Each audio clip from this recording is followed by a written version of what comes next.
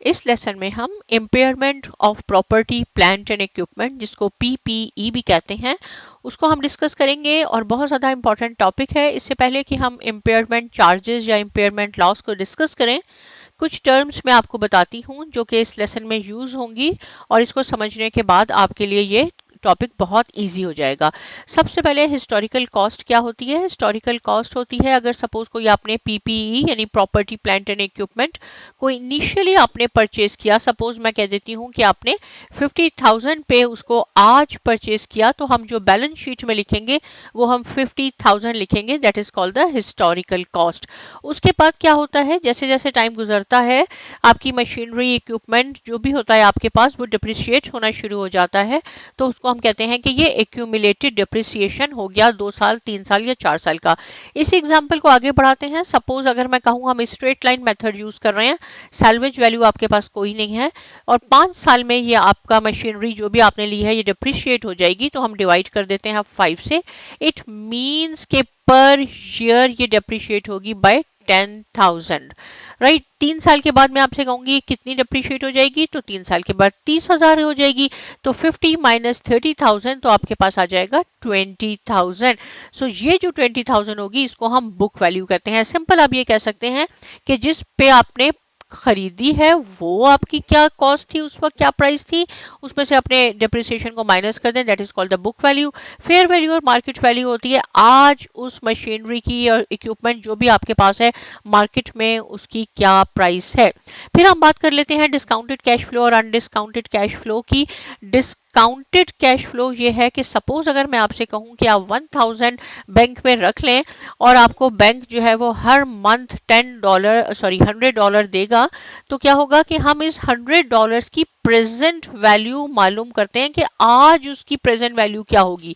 Suppose ये 10 years तक दे रहा है, 10 इयर्स के बाद भी हमें 100 मिले, लेकिन उसकी आज क्या वैल्यू है, इसको हम कहते हैं डिस्काउंटेड कैश फ्लो। तो इस एग्जाम्पल में हम अनडिस्काउंटेड की बात करेंगे, यानी इसकी हम प्रेजेंट वैल्यू नहीं निकालेंगे। अगर आप निकालेंगे that is called discounted cash flow. Impairment क्या होता है? रिडक्शन इन द एस्टिमेटेड और nominal value of an asset. आपके पास अगर कोई फिक्स एसेट है जिसको हम प्रॉपर्टी प्लांट एंड इक्विपमेंट कहते हैं, आपके पास कोई इनटेंजिबल एसेट है, इनटेंजिबल में जैसे आपके पास आ जाता है कॉपीराइट हो गया, पेटेंट हो गया आपके पास, तो इसकी वैल्यू किसी वजह से भी रिड्यूस हो जाए, डिप्रिसिएशन की वजह से नहीं, मे बी टेक्नोलॉजी चेंज हो गई, आपने आज कोई इक्विपमेंट आपने कंप्यूटर लिया और मे बी 1 मंथ के बाद टेक्नोलॉजी चेंज हो गई, तो डेफिनेटली उसकी प्राइस कम हो जाएगी। कोई समथिंग बैड हैपन कुछ हो गया जिसकी वजह से आपकी मशीनरी की वैल्यू कम हो गई, तो रिडक्शन इन द एस्टिमेटेड और nominal value of an asset that is called the impairment. अब हम सीखते हैं कि इसको हमने इसकी एंट्री कैसे बनाएंगे। इससे पहले कि हम आगे जाएं तो हम यहाँ देख लेते हैं कि impairment in accounting impairment is the reduction in the value of the company asset। जो भी कंपनी के एसेट्स हैं उसमें अगर वैल्यू उसकी कम हो जाती है, that is simple, that is called the impairment. ये काय पे अप्लाई होगा? ये फिक्स एसेट पे भी होगा, इंटेंजिबल पे भी होगा। ये बहुत ज़्यादा इंपॉर्टेंट पॉइंट मैंने यहाँ लिखा है कि जब हम इम्पेयरमेंट लॉस को कैलकुलेट करते हैं तो आपने देखनी होती है बुक वैल्यू और उसके साथ के फ्यूचर में कितना कैश फ्लो उससे हमें आएगा। बुक वैल्यू क्या होती है? Historical cost minus depreciation is called the book value, right. ये 2 स्टेप टेस्ट होता है, बहुत सिंपल टेस्ट होता है। फर्स्ट स्टेप पे हम ये देखते हैं कि जो भी बुक वैल्यू है, जैसे मैंने जो अभी आपको एग्जांपल बताई, इस वक्त 50,000 की हमने मशीनरी ली, 30,000 वो डिप्रिसिएट हो गई, तो इट मींस उसकी बुक वैल्यू है 20,000। बुक वैल्यू को हम कंपेयर करते हैं कि हमें फ्यूचर में कितना कैश फ्लो उससे आएगा अनडिस्काउंटेड, उसकी हम प्रेजेंट वैल्यू की बात अभी नहीं कर रहे। और मैं कहती हूँ कि अगर सपोज उससे हमें 10,000 कैश फ्लो आएगा, तो ये कैश फ्लो जो है इस बुक वैल्यू से कम है। ये कैश फ्लो कम होना चाहिए अगर हमने इम्पेयरमेंट लॉस कैलकुलेट करना है। ये कम है तो हम सेकेंड स्टेप पे जाएंगे, और अगर ये ज्यादा है, अगर ये इस तरह हो जाए 20,100 हो जाए, थोड़ा सा भी 20,000 से ज़्यादा हो गया तो हम इम्पेयरमेंट लॉस नहीं कैलकुलेट करेंगे। तो ये फर्स्ट स्टेप सिर्फ ये बताता है कि हमने सेकेंड स्टेप पे जाके इम्पेयरमेंट लॉस कैलकुलेट करना है या नहीं करना।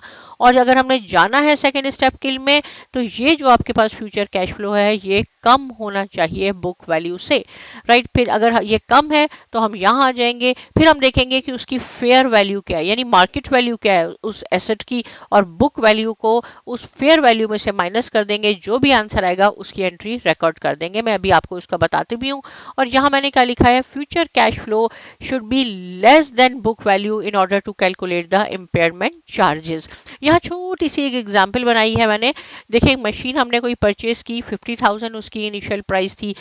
5 साल के लिए हमने कहा था वो डिप्रिशिएट हो जाएगी, 3 साल के बाद वो 30,000 डिप्रिशिएट हो गई। तो 50,000 माइनस 30,000, बुक वैल्यू उसकी 20,000 है। बैलेंस शीट में इस वक्त वो 20,000 शो करेगी। फेयर वैल्यू जो है उसकी 6,000 है। अगर उस मशीन को अभी आप मार्केट में जाके सेल करना चाहें तो आपको 6,000 मिलेंगे, राइट। तो हमें ये दो मैंने आपके लिए यहाँ लिखे हैं कि 7,000 पे भी आपने इम्पेयरमेंट लॉस को चेक करना है और 20,100 पे भी चेक करना है।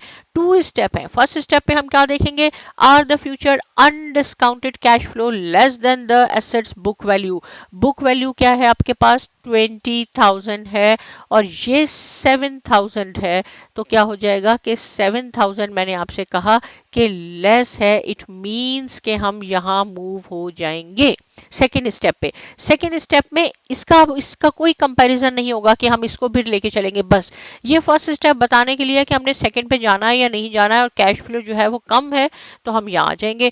यहाँ हमें ये फेयर वैल्यू चाहिए कि अगर इस एसेट को हम अभी इस वक्त मार्केट में सेल करते हैं, जो भी हमारे पास मशीन हमने ली थी, तो वो 6,000 की सेल हो जाएगी। और बुक में बैलेंस शीट में हमें 20,000 लिखा हुआ है हमने, तो उसको तो हमने कम करना है, राइट। तो इसको हमने 6,000 जब माइनस कर देंगे, इट मीन्स 14,000। हमने अपनी बैलेंस शीट में से 14,000 उस मशीन की वैल्यू को कम करना है, क्योंकि उसकी मार्केट वैल्यू 6,000 है। तो ये आपने यहाँ पे ये कैलकुलेट किया। इसकी एंट्री कैसे बनेगी, इम्पेयरमेंट चार्जेस लिख लें, इम्पेयरमेंट एक्सपेंस लिख लें, वो डेबिट हो जाएगा 14,000 से और मशीन आपकी क्रेडिट हो जाएगी। देखिए 20 में से वो डेबिट है इस वक्त बैलेंस शीट में, जब ये क्रेडिट हो जाएगी तो मशीन की वैल्यू 6,000 हो जाएगी। ये इम्पेयरमेंट चार्जेस और एक्सपेंस जो है ये आपके इनकम स्टेटमेंट में जाते हैं, जो कि आपके एक्सपेंसेस को बढ़ा देंगे और आपका नेट इनकम कम हो जाएगी, जबकि ये जो आपकी अमाउंट है ये बैलेंस शीट में आएगी, राइट। आई होप कि आपको ये कॉन्सेप्ट क्लियर हो गया होगा। देखें अगर ये कम है, इस वक्त कम है, तो और ये जो है आपका जो हमारे पास मशीन की वैल्यू ये ज़्यादा है, तो हम सेकेंड स्टेप में आएंगे। अब हम इसकी बात कर लेते हैं। तो पहला स्टेप है कि 20,100 आपसे कैश फ्लो आएगा जो भी आपके पास मशीन है, लेकिन ये इससे लेस तो नहीं है। ये नहीं है तो हम सेकेंड स्टेप में बिल्कुल नहीं जाएंगे, क्योंकि इसमें इम्पेयरमेंट लॉस नहीं होगा, हमें कैश फ्लो ज़्यादा आ रहा है। तो आई होप कि आपको इम्पेयरमेंट लॉस की एंट्री भी करनी आ गई होगी, कॉन्सेप्ट भी समझ में आ गया होगा। अगर कोई क्वेश्चन है, कोई पॉइंट क्लियर नहीं हुआ, तो आप प्लीज़ मुझसे पूछ सकते हैं। अब आपने क्या करना है, साइमा अकेडमी को सब्सक्राइब करना है, लाइक करना है, शेयर करना है। मिलते हैं नेक्स्ट लेसन में और बहुत